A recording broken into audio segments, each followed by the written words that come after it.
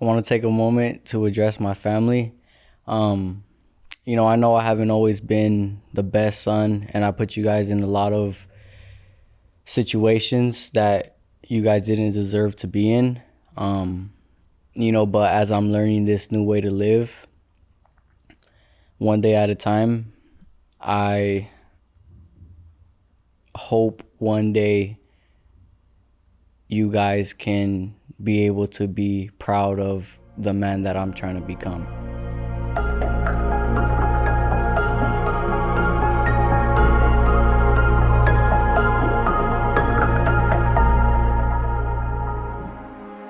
I want to welcome you to the Interfere community. My name is Eric Evans. I am a private addiction and recovery coach.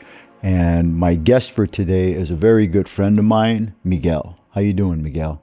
Good in yourself? I'm good, thank you. Thank you for being here. Thank you for having me. You're very welcome. So Miguel was someone that I met, I would say, about a year and a half ago. About a year and a half ago. And we began working together, and the job is always to evaluate and see where people are stuck in their addiction, and in the beginning it requires I ask a lot of questions, and I listen to the responses, and then as I listen to the responses, I'm able to pinpoint some ways of thinking, some belief systems that aren't working. And most of the time, it's very easy to prove to people that their belief systems aren't working, because when they get to me, they're probably in the worst place that they've ever been in life. And so your life, whoever you might be, the quality of your life is the proof of your hidden belief systems. If you're suffering and you're in a really bad place, it's because secretly or unbeknownst to you, your core belief systems are what has landed you there. Sometimes there are external circumstances that could have a hand in that, but most of the time it's our own doing. And it's our thinking and our beliefs that we act upon. And when we act upon those things, we get the result from those things. And in most cases, the results aren't very good. So the reason we have Miguel on today is because he's made quite the change in his life. He sits here today with peace and happiness. I know this personally. He has found his path, he is hitting his stride, and he's no longer getting punched from all angles in a dark room. And so, tell us a little bit about how it was when we first met, Miguel, when you first came in. How were you feeling in those days? I was numb. How so? I wasn't able to grasp that there was a chance for me to feel happy or to enjoy life. You're enjoying life today? Yeah. Okay. And what would you say have been some of the breakthroughs that you've had, up here and in here, that have given you hope that there is a new way to live? Just taking accountability for what I have and taking accountability for the things that I do, so if I do something bad, there's going to be consequences to it, and I have nobody to blame other than myself. Okay. Let's talk about, and again, as we shoot this podcast, I will be doing coaching at the same time. So I want you guys to be able to see. Right now, when Miguel used the word bad, see, I don't categorize things as good or bad. Everything I do has an outcome. When I put something into play, when I make a decision and I put that into play, there will be a return on that. So it's not a matter of good or bad. It's a matter of that return, when it comes back to me, does it align with where I want to go? So, like, if I'm looking to have peace and happiness in my life, then my actions need to be in line with receiving peace and happiness. So, because there are some people in life that don't care about peace and happiness. They want to run amok. They want to do what they want to do. They don't care who they hurt. So those people, if that's their intention, then they're not going to be doing what you and I do because it doesn't serve their purpose, right? I think it's important that we identify, like, what do I want out of life? When you got here, did you know what you wanted out of life? No. Had that question ever even been asked? No. Did you just kind of fall into a way of living based on where you grew up, based on your atmosphere, based on the people that you knew? Was it kind of predetermined for you in a way? In a way, yeah. Because like looking back at my life where it all began, I realized that at that time, I had a certain way I thought life was, and I was going to live by that way. Well, how else are you going to live if that's the only way you know, right? That's the way you're going to live. And if you're like most human beings, you want to do a good job at the way that you're living. Now, if you are on the wrong track and you try to be good at what you do when you're on the wrong track, you're going to have a lot of issues and problems, right? Mm-hmm. But if you don't know of any other way to live because you've never been exposed to it, then it's very difficult to blame that person for what they do. Does that make sense? Yeah. So when you came in and we met, let me tell you what I saw in you when I first met you. I thought that you were an incredibly intelligent young man, which I turned out to be right about. You have an extremely kind heart. You have a very helpful way about you, but you are also used to the other lifestyle. So you now have a taste of both lives, and so now you can pick which direction you want to go. And I know which direction you want to go now. And this new life that you've chosen, it's brand new. A lot of the feelings that come with it and a lot of the restrictions that come with it feel intrusive at times, because in the other life we both came from, we could pretty much do whatever we wanted to do. But there was a price tag for it. And the price tag, I didn't even know this. The price tag was the way that I was feeling every day. I was not able to connect that the reason why I felt unfulfilled, I always felt like something was off. The reason for that was because of the things that I was doing every day. They were feeding each other. It was this circular motion of behavior, results, and the way that I felt about myself and life. And when you don't feel good about yourself or life, you're not going to treat other people very well. Mm-hmm. And so it becomes just this one big ball of shit. And it just gets worse and worse and worse until somebody interferes, right? That's why the show is called Interfere. And that's what I do. I interfere into people's lives when I know that they're lost and they're looking for help. And that's what we do. And the more people we help, now you're equipped to be able to see the same thing in someone who's brand new, just like you, and you're able to share with them some of what you've been taught, and hopefully that becomes infectious, where everyone begins to help everyone else. That makes sense? It does. Good. So tell us a little bit about your life today. What do you do today? I live life. You work you work in treatment, right? I do. Yeah. How do you like that job? I love it. Yeah. Mm-hmm. Do you see a lot of your old self in people that come into treatment? Yeah. Yeah. Talk about that a little bit. It's emotional. How so? because I can feel the pain that they carry.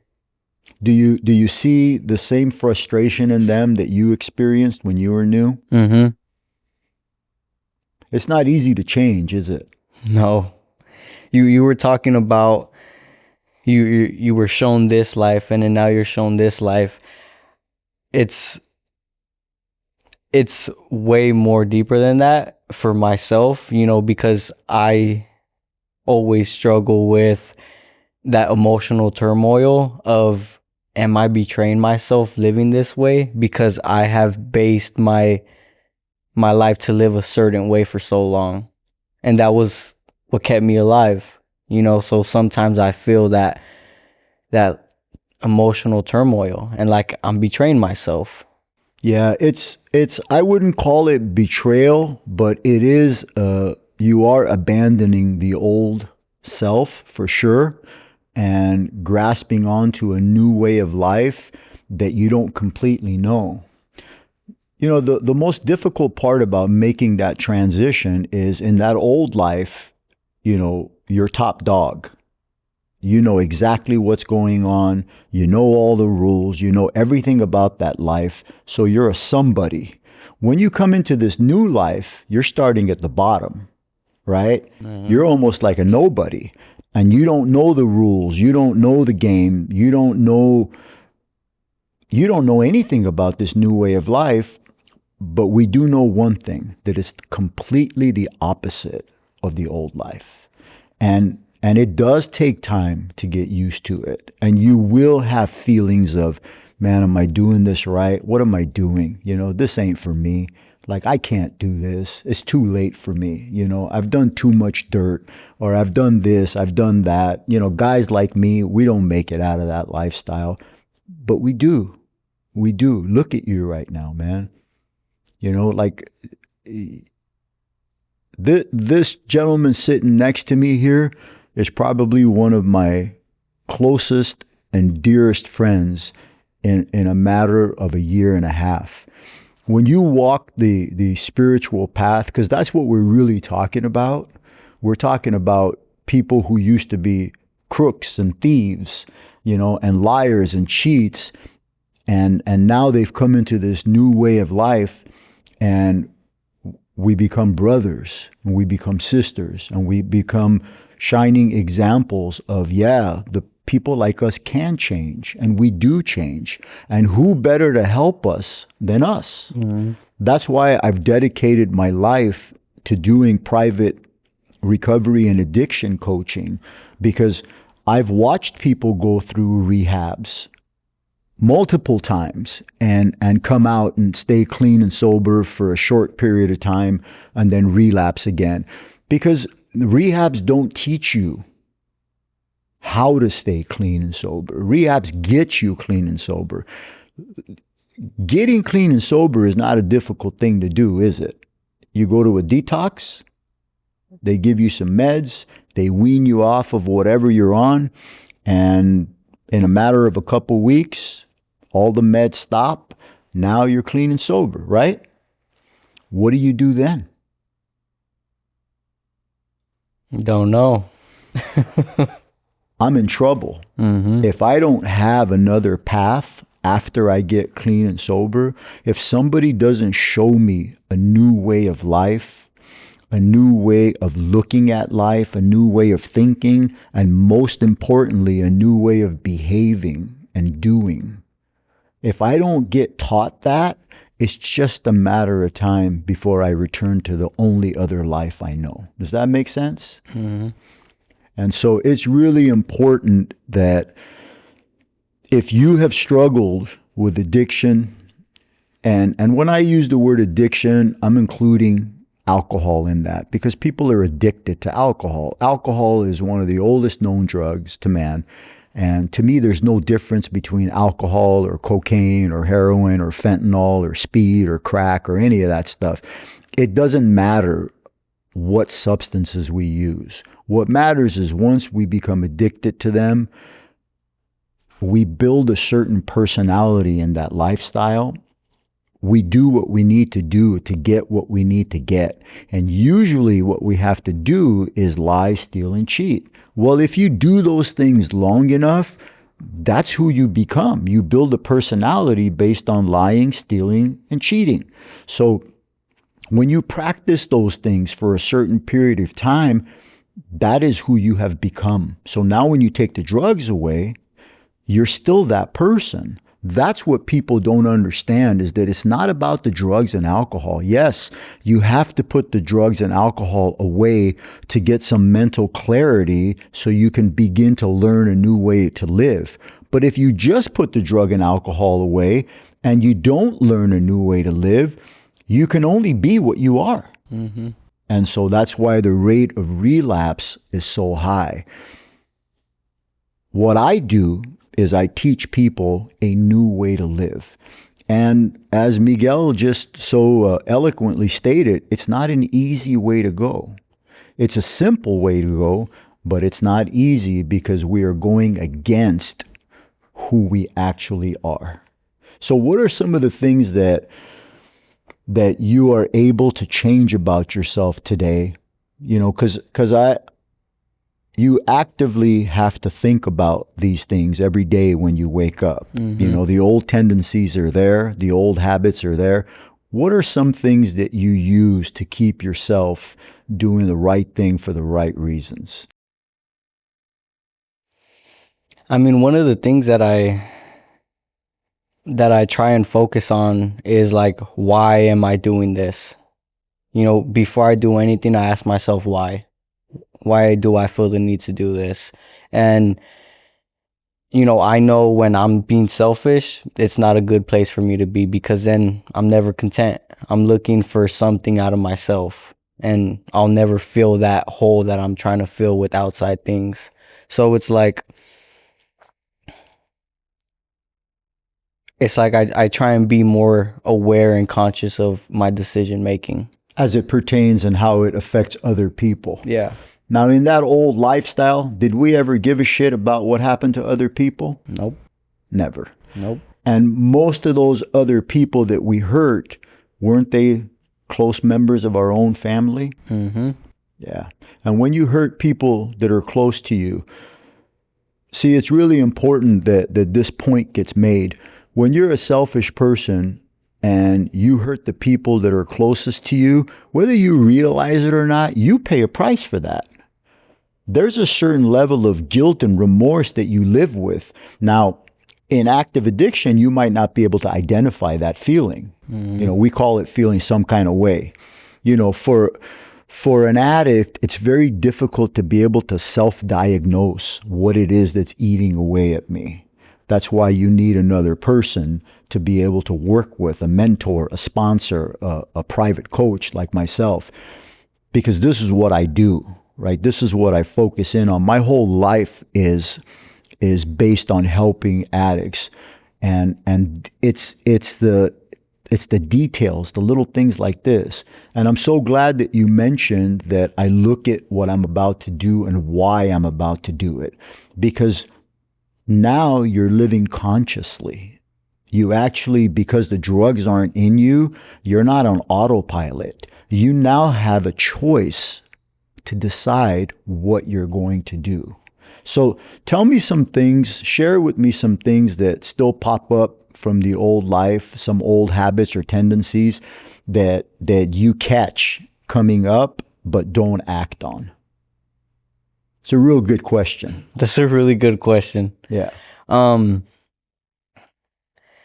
One that keeps on popping up is my need to feel like I need to get revenge. Okay. First, like what kind of stuff? Revenge on what? Is it little things, big things? You know. If it made me feel a type of way, I'm gonna make you feel worse. Okay. So how do you deal with that today? I don't know. Okay. That's an honest answer. I don't know. That's an honest answer. Let me see if I can help you connect the dots. So let's say, for example, and the stuff we're talking about right now might sound trivial to you, But I want you to understand that we as addicts in recovery, we use over trivial shit. It doesn't take much for us to say, F it, I'm out of here. I'm going to get loaded, right?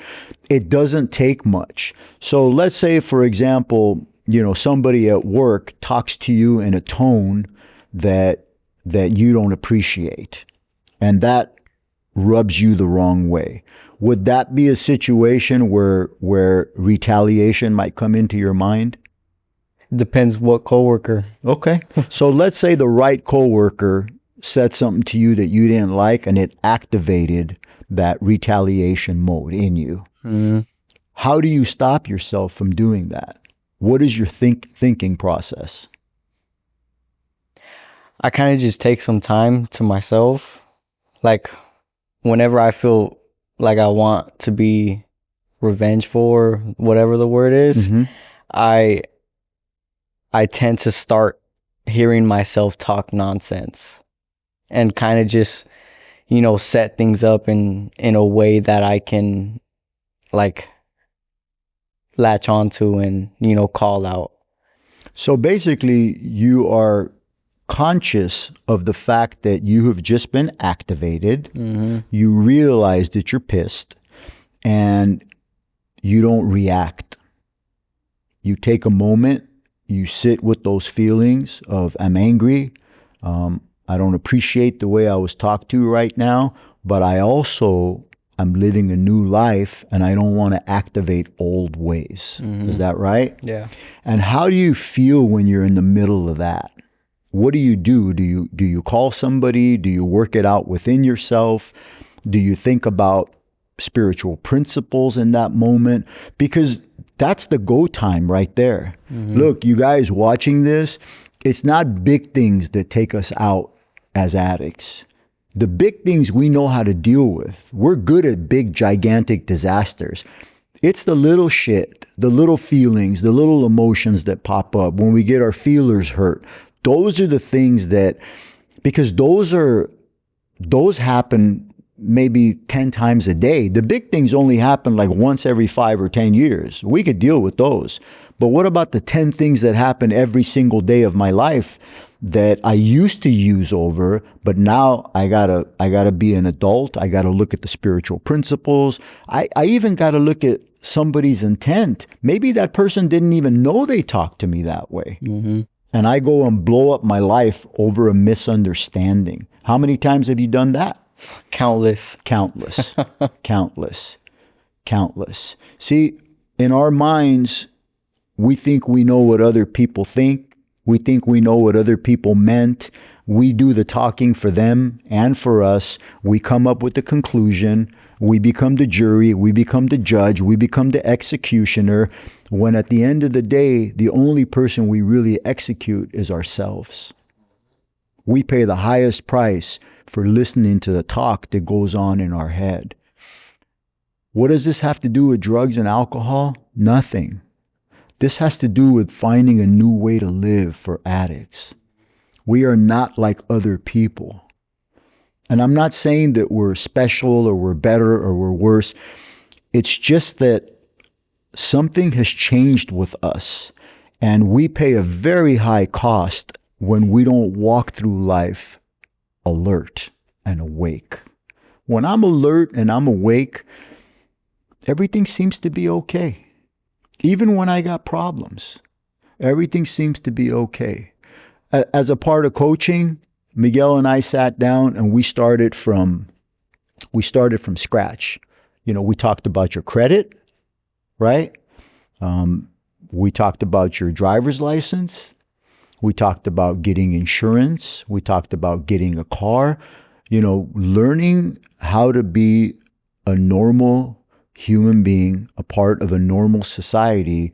It's something that you and I both had to learn all over again. Yeah. As adults. And I'm still trying to find the middle ground in a way, because I just bought a car and I got the registration, I got all these things, but I didn't get the insurance on Friday when I needed to.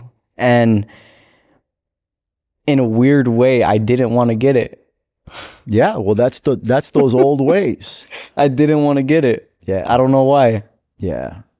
I think you do know why. I think it's just because we're so not used to doing things the way they're supposed to be done that it feels more comfortable to do the old way than it does the new way. But one of the most important things that anybody can learn about recovery is that it doesn't matter what you think and it doesn't matter what you feel. What's the only thing that matters, Miguel? Your actions. That's right. What you do. Because what you do, what you put into play is what you're going to get back. See, they don't put you in jail for thinking about killing somebody. They only put you in jail for what? For killing somebody, right? You can have all the thoughts and emotions that you want, but it's what you do that matters. A lot of addicts early in recovery make a huge mistake. They judge their recovery and their progress based on what they think and what they feel. In the beginning, your thoughts and your feelings are through the roof. Don't judge your recovery based on that. Judge your recovery based on what you do. For example, if you belong to a 12-step program and you don't feel like going to a meeting, it's okay. Can you not feel like going to a meeting but go to one anyway? Yeah. Mm-hmm. Yeah, I've gone to plenty of meetings where I didn't feel like going. I wanted to stay home and watch TV. But what I felt and what I did were two different things. The other thing that really helps people like us is service. So share with me a little bit about what role service has played in your life and in your recovery. Plays a huge part. How so? Like a week ago, I was going through whatever I was going through, and I found myself wanting to hide away. And that was a feeling you had. Yeah. But what did you do? I asked people if they needed help. And what happened? Didn't make me feel good at first, but I believe that it helped me get out of that little rut I was in. You know, because in the past, I would have stayed in it. And in the past, I would have made more problems. Did you end up helping somebody actually? Yeah. And once you started that help, did that feeling of not good go away? What do you mean not good? You just said that you weren't feeling good. And when you recognize that you're not feeling good, you reach out to help someone else because that's what you've been taught. When you're not feeling good, when you're feeling some kind of way, the best way to get out of that is to do what? Help someone else. So when you started helping someone else, did those feelings start to go down of not feeling good? Eventually. Yes. And that's the point that I want to make. The best way to get out of yourself is to get into somebody else through service. Everything else for an addict, everything else is checkmate. Because when you try to feel better when you're feeling not good through going outside of yourself, like hooking up with someone you shouldn't hook up with, buying something you can't afford, getting high, all of those methods, we've done that our whole lives. We know what the return is on those things. That's old life shit.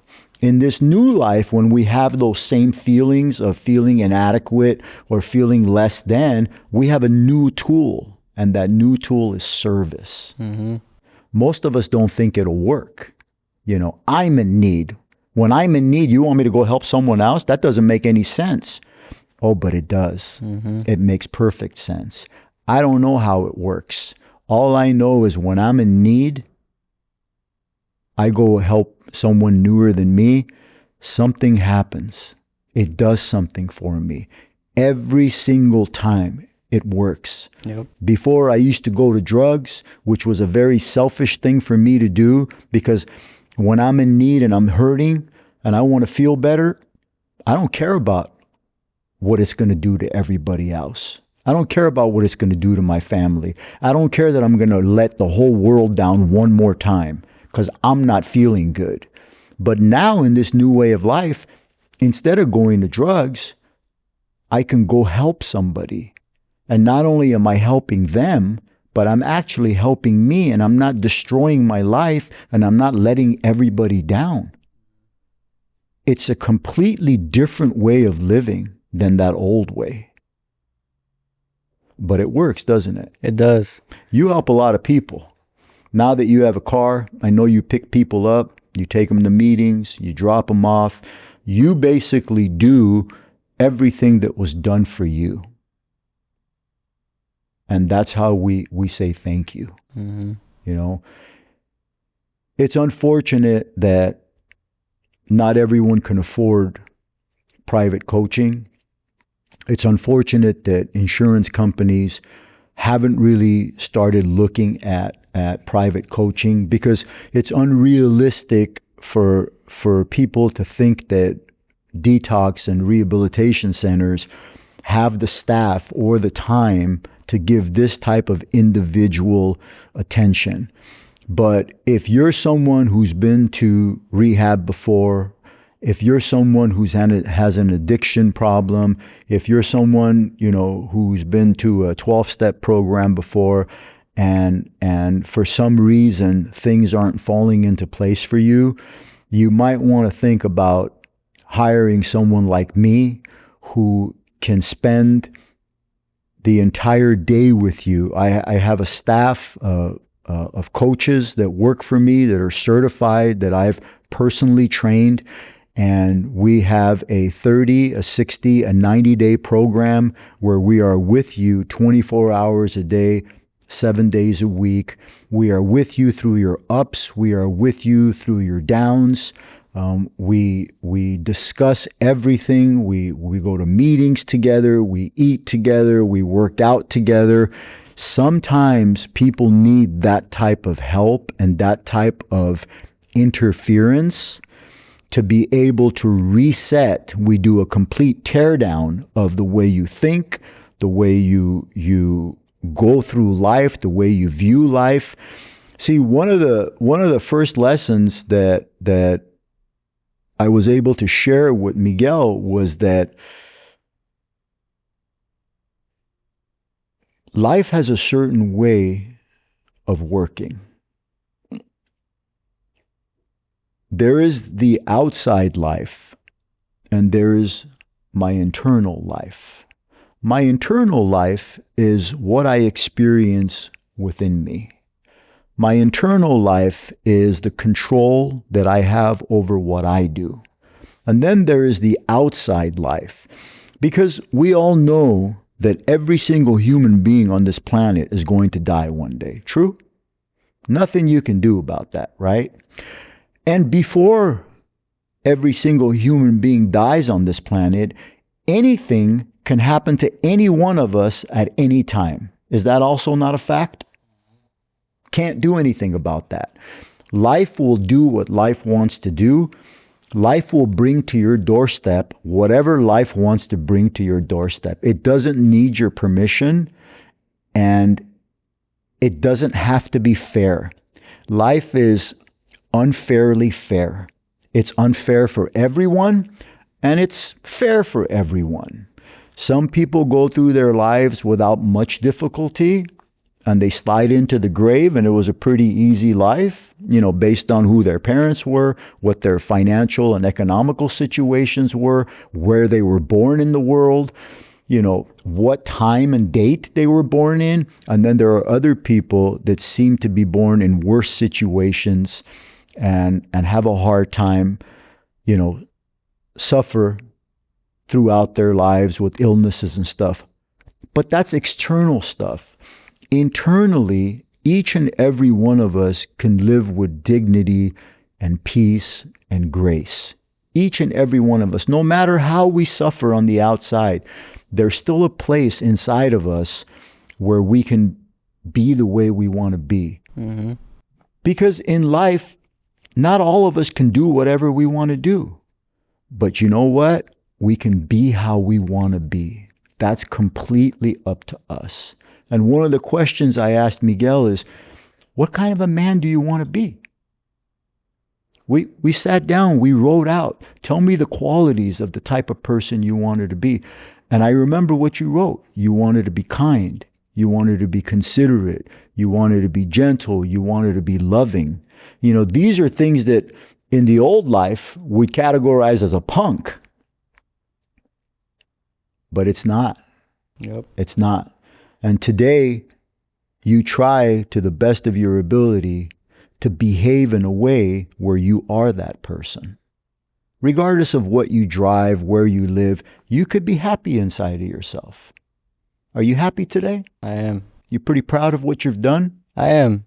I'm proud of you too, brother. Thank you. It takes a lot of guts to be able to sit through the feelings, the uncertainty, the regret, the shame, the anger, to process all that stuff out without acting out or making other people pay for how I feel. Today, I understand that just because I feel like shit, it doesn't give me a license to shit on other people. Especially the people that have been taking care of me more than anyone else. How do you feel being self-supporting today? Feels good. It's new though. It's weird. How so? Cause Do you pay your own rent? I do. You pay your own car? I do. Your own cell phone? I do. Your own insurance? Yep. You pay for everything, don't you? And I pay for it with clean money. That's right. That's right. That's a trip. Yeah. It's weird. Yeah. Listen, we all know people that have made a lot of money the wrong way. It's not going to get you there. You can't be happy because there's no right way to do the wrong thing. It's not about the money. It's not like people in mansions don't commit suicide. They do. They do. So this is a spiritual way of living through the direct application of some simple spiritual principles. And people that were once completely down and out and shot out have made some of the greatest comebacks ever seen. And I'm so proud to be a part of that group. And I'm so proud of the work that we do here at Interfere. And again, I invite you, if you're struggling and you've tried everything and you just can't seem to find the answer, please shoot us an email, like our page, share our information. I'm here to help. And I want to thank my guest, my good friend Miguel. I appreciate your honesty, brother. And I'm looking forward to many good years with you.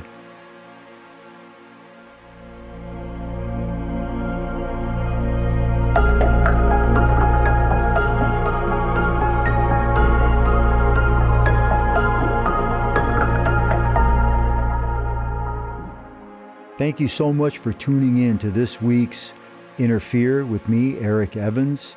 I hope that the information has been helpful for you. I know that it makes me feel wonderful to share it with you because we have lives at stake here. So please, if you liked it, if you enjoyed the information, and if you want more, please click on the like, subscribe, share it with your friends, share it with your family. I want to keep it coming because we got a lot of work to do.